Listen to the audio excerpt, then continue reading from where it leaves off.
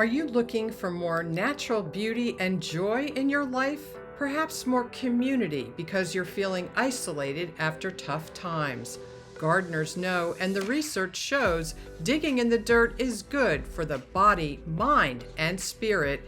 And there are programs in all 50 states that teach you to become more knowledgeable about horticultural topics as long as you're willing to share your new knowledge with others.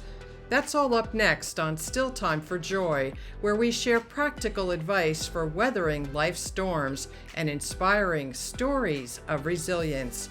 Hello, I'm Sandra Levine, host of Still Time for Joy.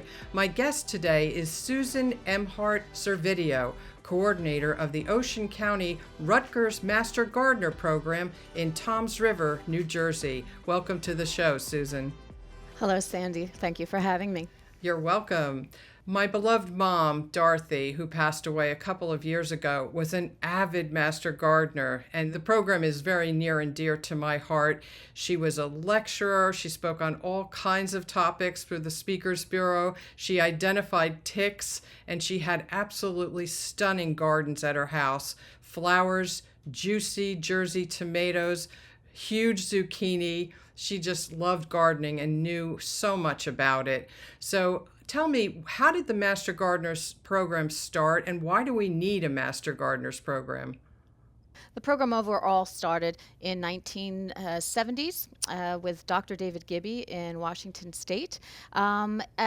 The agricultural agents there were getting inundated with a lot of homeowner questions and not just farmer-related questions. So they felt that they needed to have help to help answer questions. So the helpline was born. They trained volunteers to then speak at different engagements, telephone answering questions and things like that. Yeah, there's a lot more to gardening than just watering, as I found out the hard way. There's a lot to know. So what kind of questions do volunteers get on the helpline? For instance, what's a typical question? A typical question is, my lawn is browning. What do I do? How long do I water my lawn? A lot of lawn questions, unfortunately.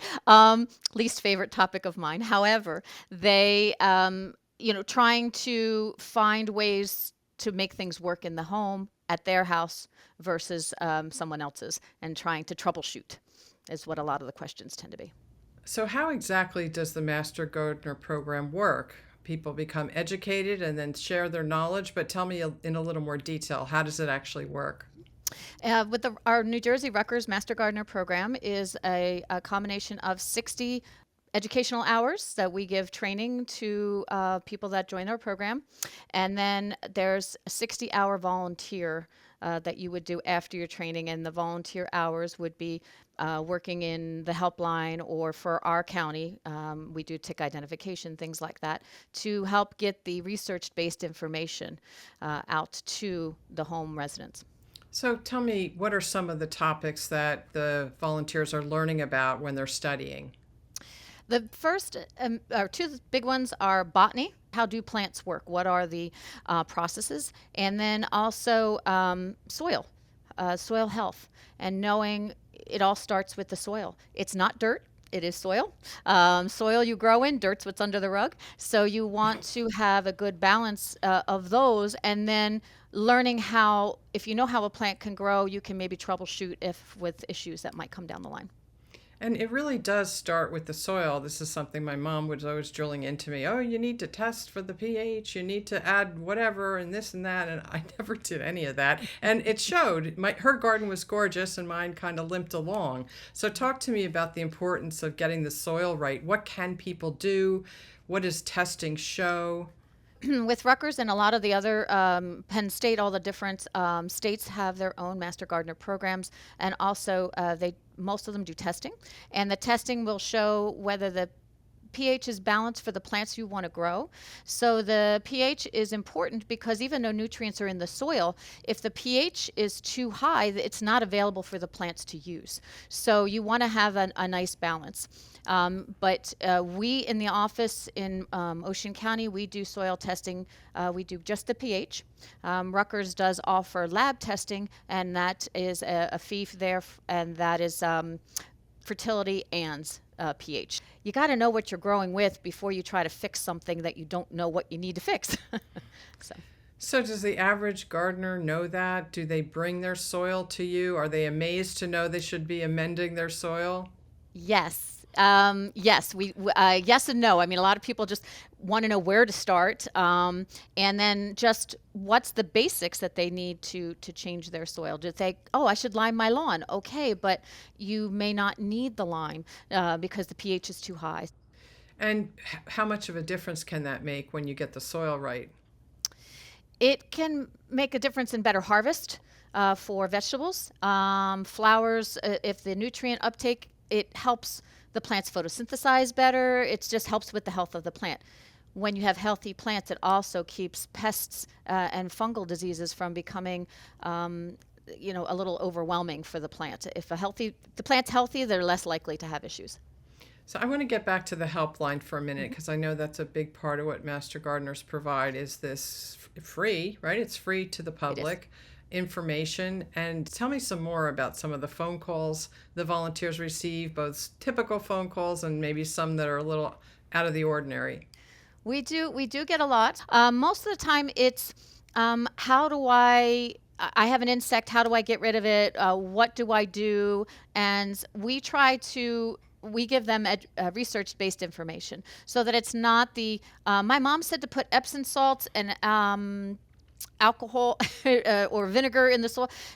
You can't, try to do what best practices. They're not necessarily the only way to grow, but they're the better way to provide a safe environment for you as well as for a growing environment for the plant material and our environment as a whole. You brought up insects in the garden, and I know since for a few years now, it's all been about the spotted lanternfly. So talk to me about the spotted lanternfly. When did that problem start? What problems do those insects cause, and what are we doing about it? The problem started here in the United States in Pennsylvania in around 2014. And the spotted lanternfly, it's a plant hopper, and it's a sucking insect. So they need to have the sap that's running in the plant.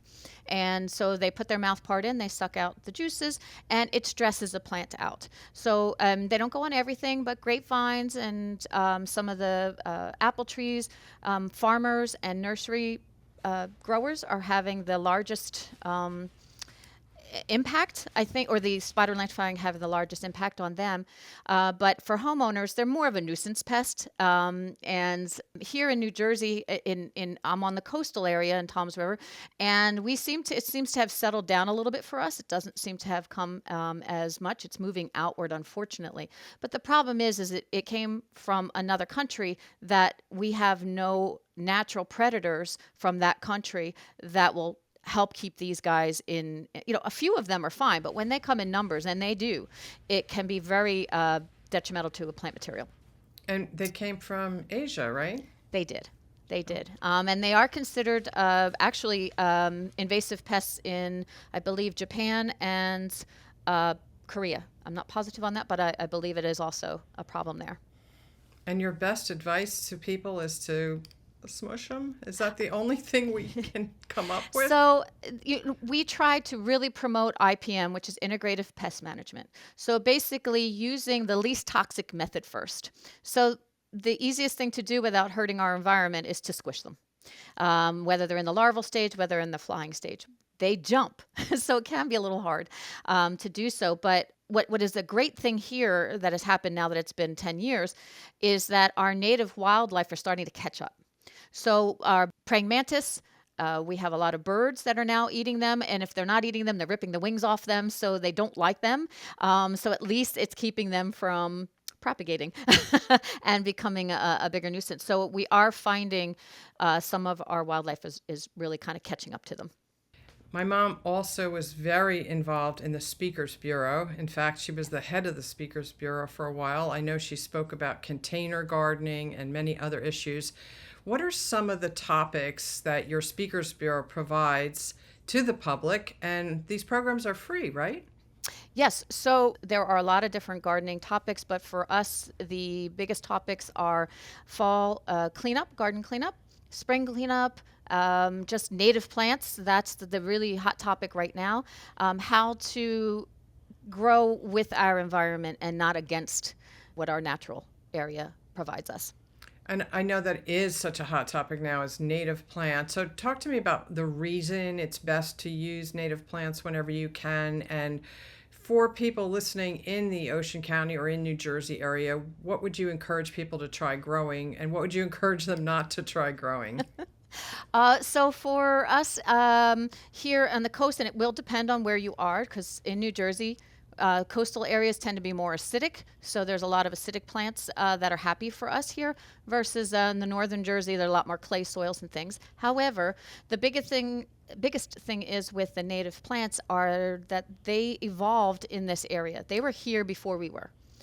So they're used to what the conditions and the changes that are going on in our environment, and so they need less water generally. They need less care, less inputs from us, so we don't have to change our adding fertilizers that can run off then and change our bay waters and streams. So yes, native plants are just much more resilient overall. And they provide the food that our native wildlife needs here. The bees, some bees are very specialized. And all our food is because bees, pollinators, whether they're bees, honeybees, mason bees, butterflies, bats, they all help to get the pollen to the plants and produce seed for us. And then most of it's things we can eat.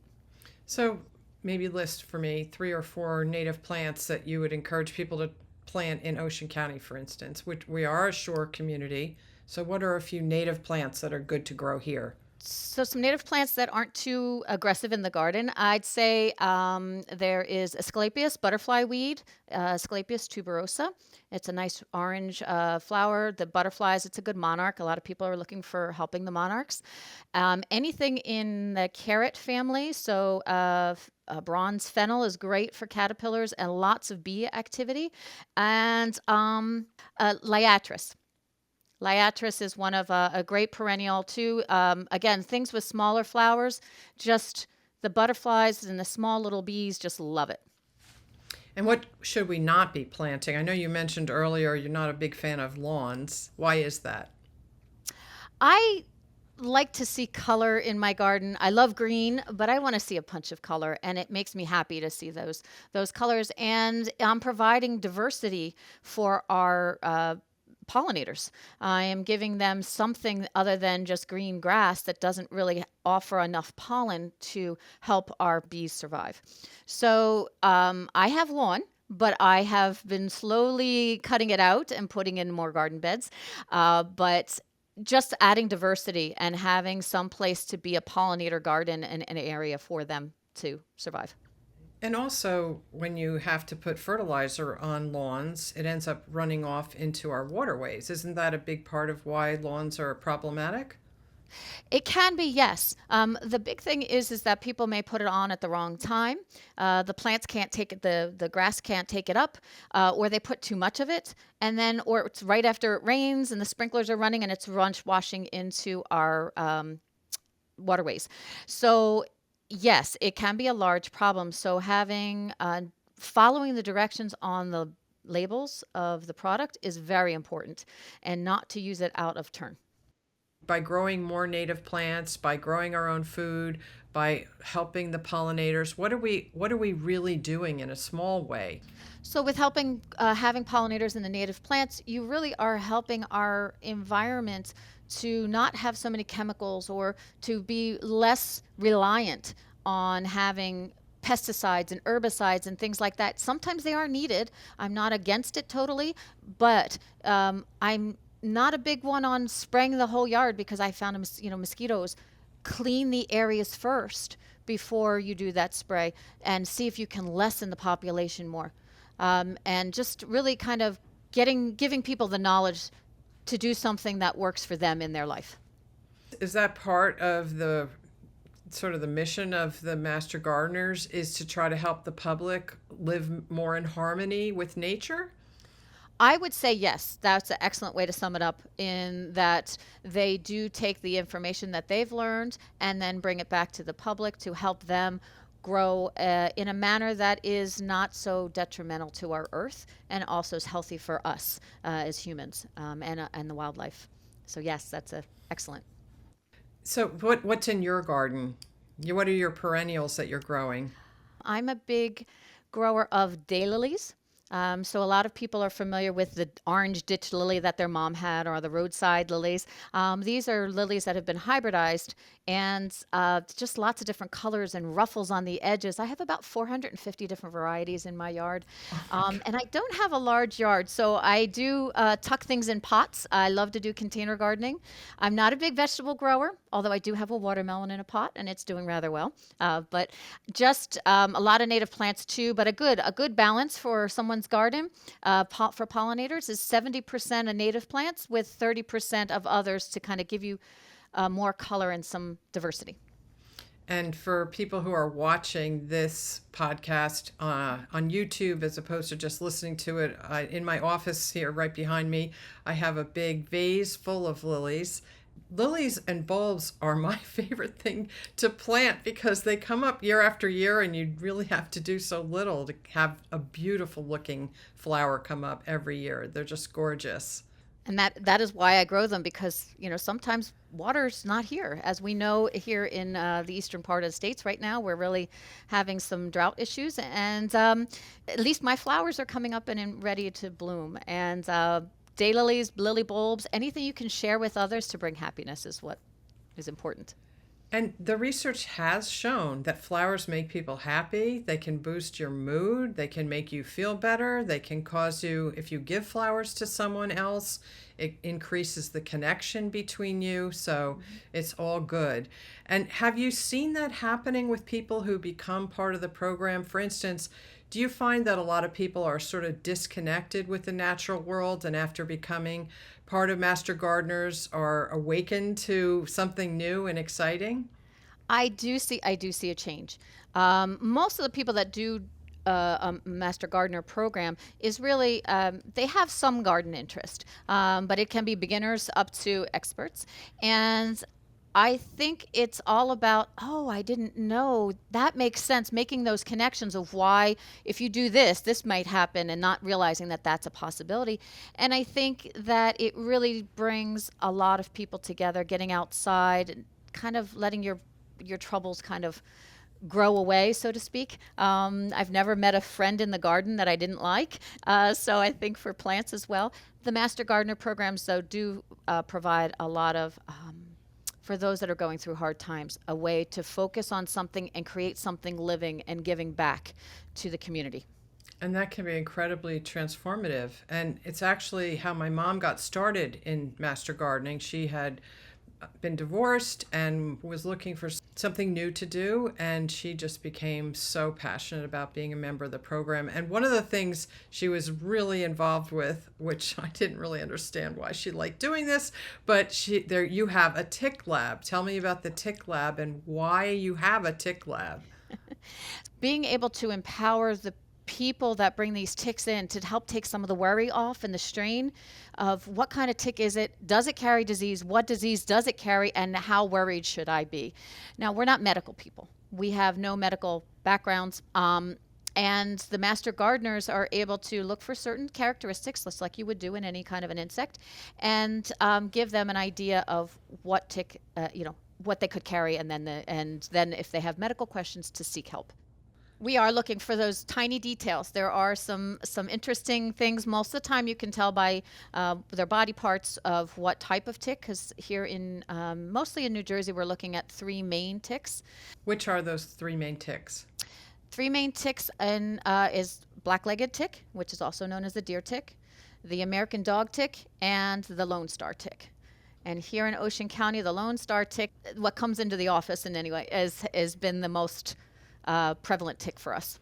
And of course, the deer tick can carry Lyme disease and transmit it to people. And what are the possibilities of diseases with the other 2?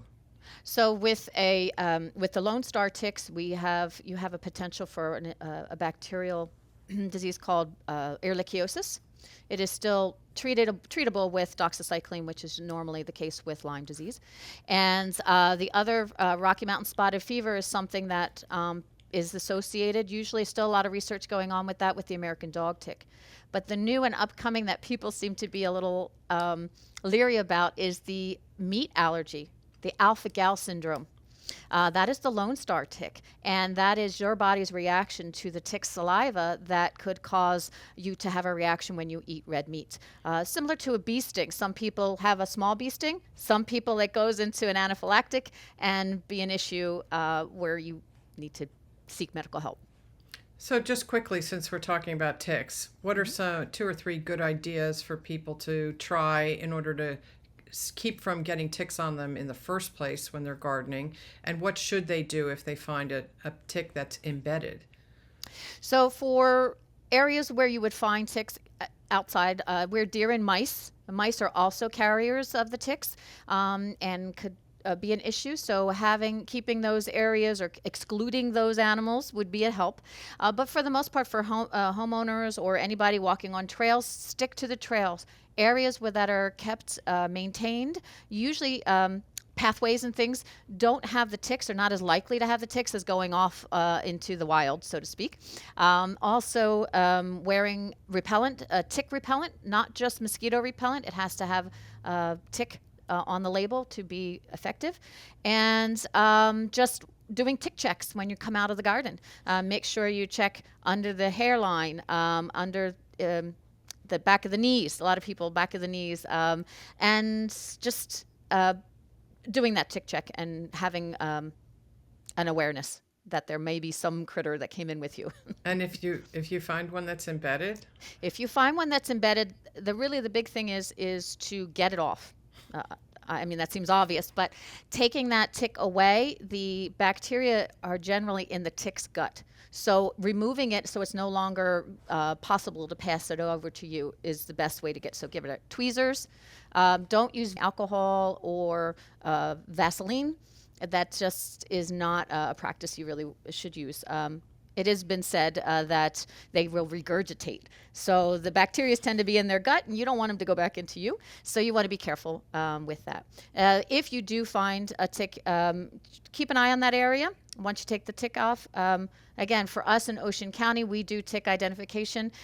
There are labs that you can send a tick out to be tested to see if it's carrying any disease. But when you do that, that doesn't necessarily mean, even if that tick came back positive, that you were actually exposed long enough to have possibly contracted the bacteria. So if you get a tick and or you don't realize you have a tick, but you're feeling flu-like symptoms, something different than normal, fever, chills, headache, achy joints, talk to your doctor to get tested.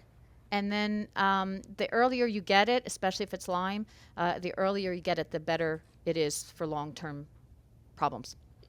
But my mother taught me, as far as removing them, you take the tweezers really close to where the tick is embedded, and you pull it out slowly, right? I mean, yes. I want to tell people how to remove it. Oh, yes. So, yes, you would almost like you're going to pinch the skin, and you want to get down to where the mouth parts are, and you would want to pull it slowly but directly out. Don't twist it. Don't yank on it. Try not to grab it by the belly. Okay. Now, moving back to plants. Master Gardeners also does a lot of community outreach. You offer advice to people where they are, in libraries, at the mall, which is fabulous.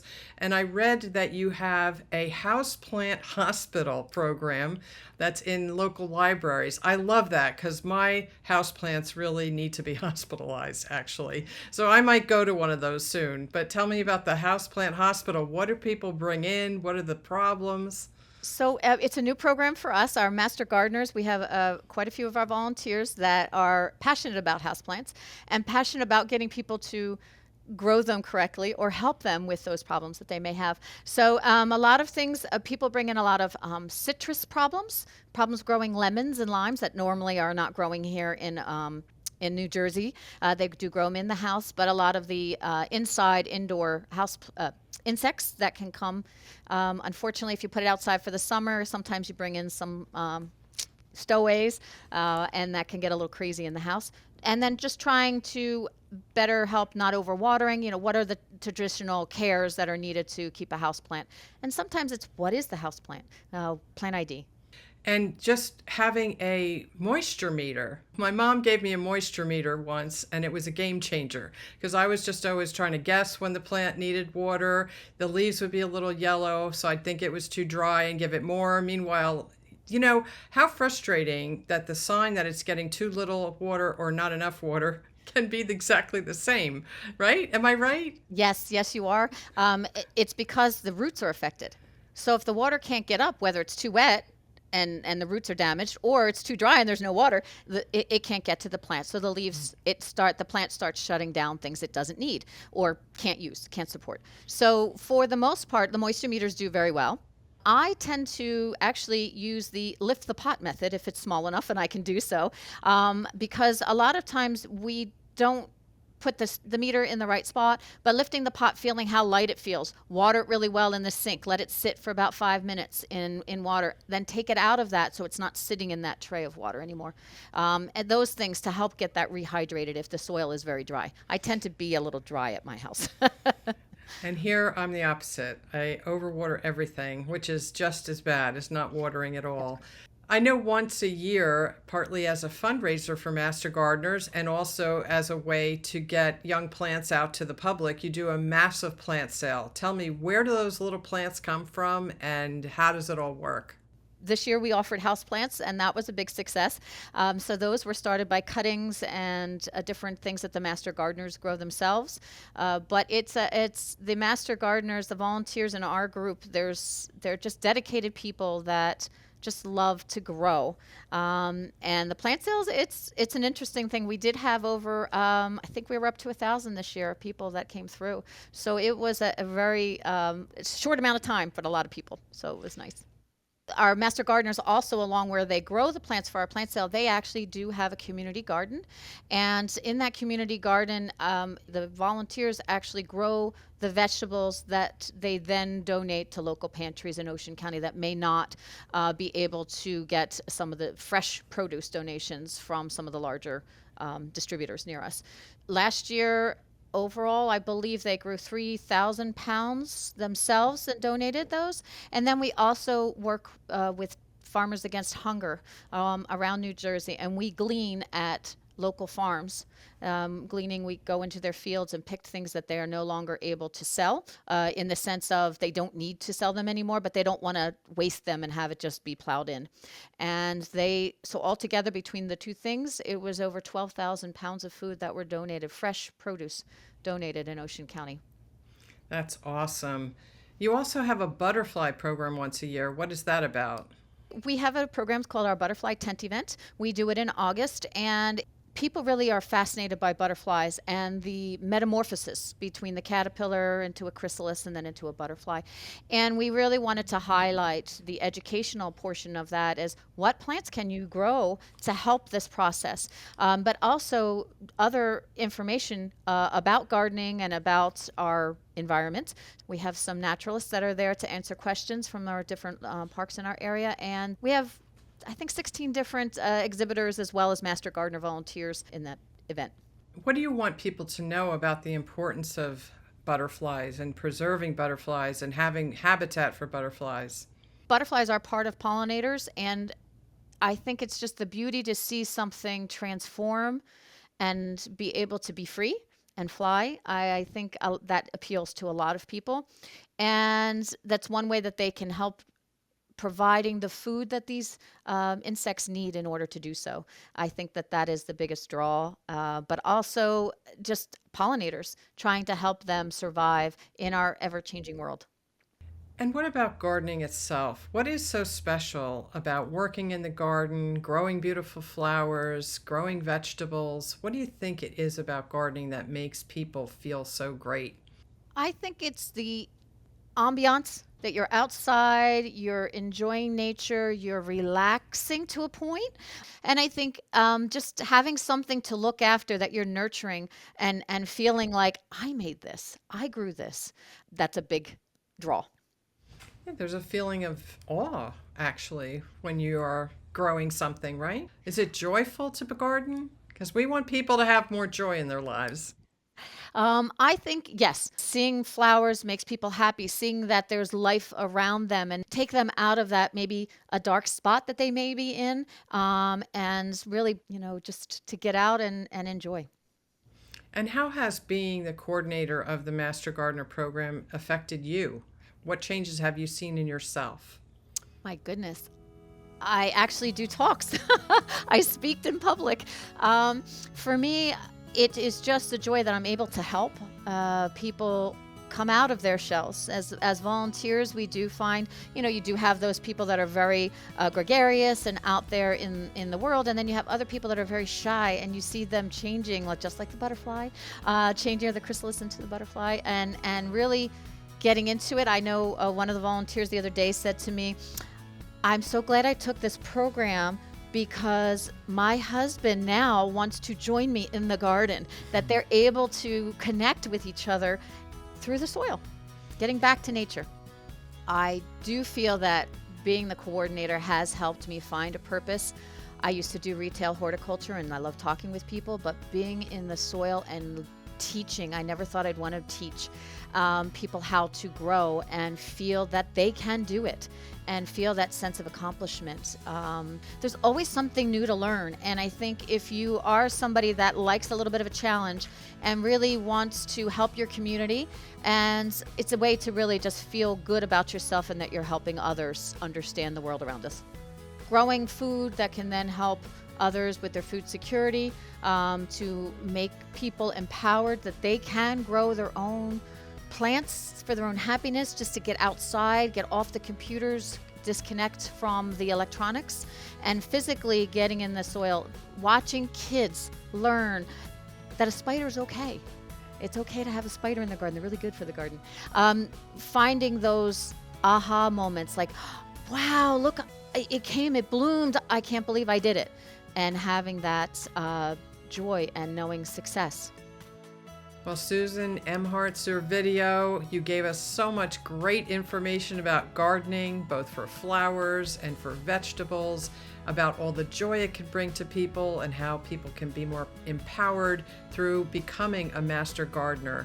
Thank you so much for being on the show today. Thank you, Sandy, for having me. It was a joy. If you found today's show helpful, please share the information with someone who needs it and follow Still Time for Joy for more practical tips on weathering life's storms, as well as inspiring stories of people who have turned their pain into purpose. Please consider supporting the work that goes into producing the show on Patreon. Follow Sandra Levine Productions on Facebook and YouTube, and learn more at sandralevine.com.